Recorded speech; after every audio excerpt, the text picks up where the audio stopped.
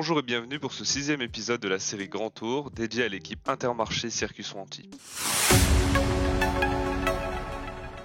En 2022, la formation Intermarché Circus Wanty avait réalisé une grande saison avec 24 victoires dont 5 au niveau World Tour. Donc, à l'aube de la saison 2023, on pouvait avoir beaucoup d'attentes, notamment autour de Binyam Girmay qui avait remporté sa première victoire sur une classique sur Gand-Wevelgem. Comme à son habitude, l'équipe belge a bien performé en début de saison, notamment grâce à Kobe Goossens et ses 2 premières victoires professionnelles sur des classiques espagnols. Mais aussi grâce à Rui Costa, vainqueur à 3 reprises pour sa première saison sous ce maillot. À 36 ans, il a remporté le Tour de la communauté de Valence en renversant le classement général lors de la dernière étape. Mais au printemps, les résultats de l'équipe n'ont pas été à la hauteur de leurs attentes. Notamment Binyam Girmay qui a eu du mal à confirmer ses très bons résultats de la saison passée en terminant seulement 18ème de Milan-San Remo puis en abandonnant sur l'E3 et sur le Tour des Flandres. Il a malgré tout remporté une belle victoire sur la deuxième étape du Tour de Suisse, son meilleur résultat de la saison. Puis, il a participé à son premier Tour de France, son deuxième grand tour au total après le Tour d'Italie l'an passé. Une course sur laquelle il a eu du mal à peser, terminant 3ème au sprint à Bordeaux lors de la 7ème étape. On peut également parler de 2 autres coureurs qui ont réalisé de bonnes saisons en 2023. Premièrement, Georg Zimmermann, un coureur offensif, résistant et combatif qui a gagné une étape sur le Critérium du Dauphiné, si vous vous rappelez à la bataille avec Burguedo dans un final en bosse. Puis, il a réalisé un très bon Tour de France avec plusieurs échappées encore et en meilleur résultat une seconde place au sprint derrière Peyo Bilbao. On peut également parler de Hugo Page, le jeune sprinter français qui a réalisé une bonne saison 2022 et qui a su confirmer en 2023 avec un premier succès professionnel sur le Tour du Limousin. Cette année, il a également participé à son premier grand tour, le Tour d'Espagne en fin de saison avec des résultats encourageants, notamment 4 top 10.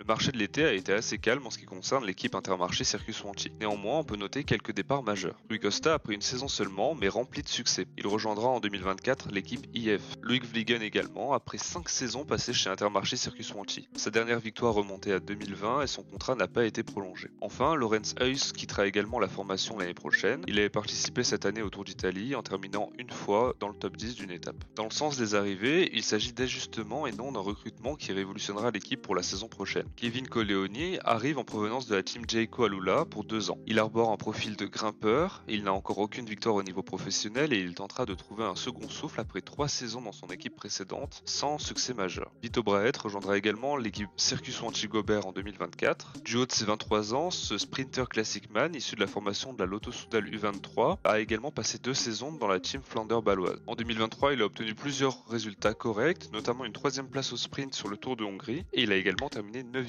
du Samin. Les 3 autres coureurs à rejoindre l'équipe pour 2024 sont issus de l'équipe développement de la Circus Wanty Gobert. Premièrement, Francesco Bussato. Il s'agit d'un prometteur coureur italien de 21 ans, vainqueur notamment en 2023 de Liège-Bastogne-Liège Espoir et du championnat d'Italie Espoir. Puncher d'1m72, il pourra profiter de l'année 2024 pour gagner en expérience et participer à des courses d'un niveau supérieur avec une équipe World Tour. Le deuxième coureur à faire le jump depuis l'équipe développement, c'est le jeune Roel Sint-Man-Dijk. Il s'agit d'un coureur complet, sprinter classic man, notamment 6ème de l'Omloop Het Nieuwsblad Espoir cette année. Enfin, le coureur le plus prometteur de cette cuvée, c'est Alexis Forprost. À seulement 19 ans, il est certainement l'un des coureurs les plus prometteurs de sa génération. Champion de France Espoir, il a également terminé 5ème du Tour d'Italie Next Gen et 2ème de l'étape de montagne qui se terminait au sommet du Stelvio. Il a continué sur cette lignée en terminant quelques semaines plus tard 2ème du classement général du Tour Val d'Aoste Mont Blanc, une course majeure du calendrier Espoir, notamment pour les grimpeurs. Voilà pour le marché de l'été, aucun changement majeur à noter, néanmoins l'arrivée de plusieurs jeunes coureurs prometteurs permet de densifier un effectif qui en avait besoin à l'orée de la saison 2024.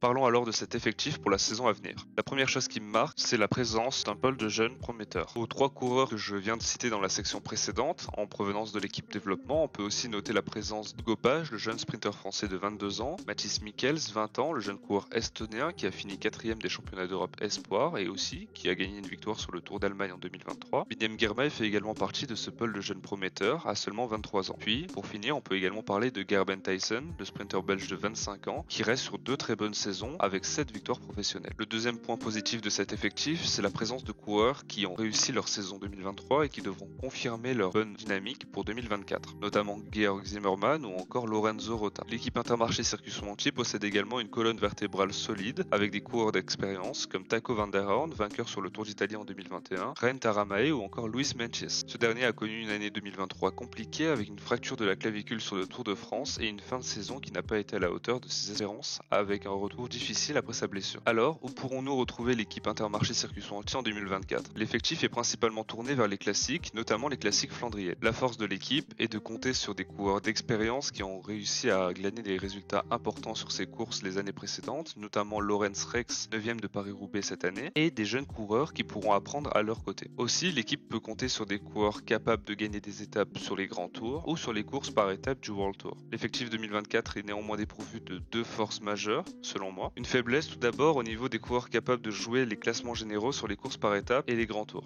Luis Meintjes semble seul à pouvoir jouer cet objectif en 2024. Il faudra donc suivre les évolutions et les progrès des jeunes coureurs dans ce domaine. J'en parle parce que c'est notamment important pour gagner des précieux points UCI. L'équipe Intermarché Circus Montier a terminé à la 15e place de ce classement à la fin de saison 2023 et devra compter sur ces précieux points pour remonter d'ici la fin de la saison 2024. Enfin, la seconde faiblesse selon moi se situe au niveau du pôle sprint de l'équipe. Binem Girmay possède une pointe de vitesse conséquente, mais on l'a vu sur le dernier Tour de France en 2023, il a du mal à peser dans les sprints massifs et s'imposer face à des sprinteurs purs. Derrière lui, Hugo Page ou Gerben Tyson ne semblent pas atteindre un niveau suffisant pour peser sur les sprints au niveau World Tour. Je pense qu'on a fait le tour de l'effectif de l'équipe Intermarché Circus Montier pour 2024. Un objectif de victoire similaire à 2023 pour la saison prochaine semble envisageable compte tenu de la continuité au sein de l'effectif.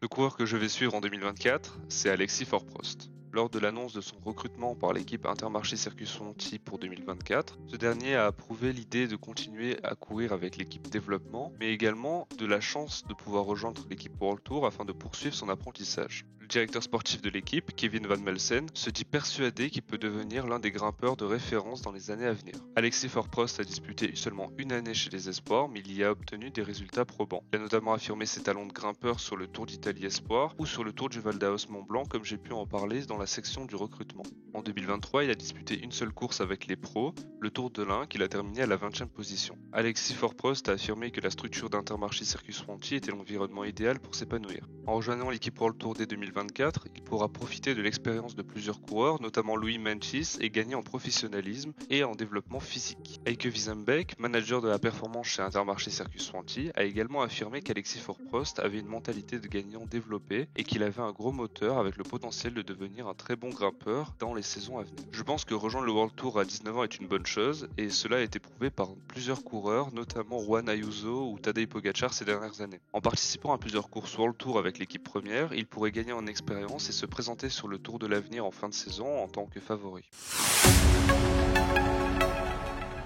Alors, quels seront les objectifs de la formation Intermarché Circus Montier pour 2024 ? Premièrement, continuer sur la lancée des 2 dernières années. L'équipe aura à cœur de conquérir de nombreux succès tout au long de la saison et pourquoi pas des succès majeurs sur des courses de premier rang en remportant des étapes sur les grands tours ou sur des classiques. Cela passera notamment par la confirmation des espoirs de la saison 2023, comme j'ai pu en parler précédemment, Georg Zimmermann, Hugo Page et la résurgence de Binem Girmay, notamment sur les classiques, avec son retour pourquoi pas au plus haut niveau. Puis il sera intéressant de suivre les néo-pros en 2024, ceux dont j'ai parlé dans la section recrutement, mais également garder un œil sur l'équipe développement qui a su développer plusieurs jeunes coureurs de talent ces dernières années. Ça en est fini pour ce 6e épisode de la série Grand Tour, j'espère que celui-ci vous aura plu. On se retrouve demain pour un nouvel épisode, et d'ici là, au revoir!